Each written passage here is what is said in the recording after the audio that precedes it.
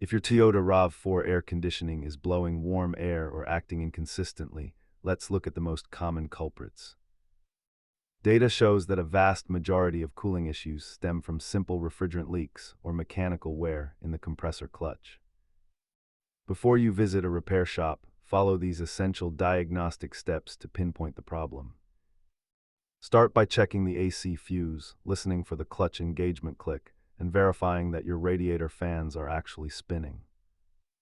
Most RAV4 cooling losses are caused by low refrigerant, a failed relay, or a cabin filter that has not been changed.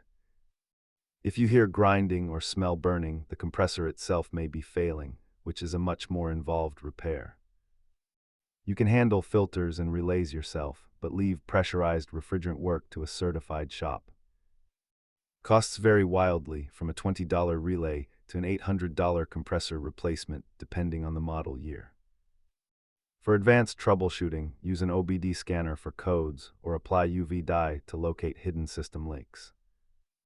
Keep a basic kit including a multimeter and a good light handy for all your electrical inspections. Always remember that safety comes first and never vent refrigerant into the atmosphere. If these simple steps don't solve your RAV4 cooling issue, it's time to consult a pro to avoid damaging your system further.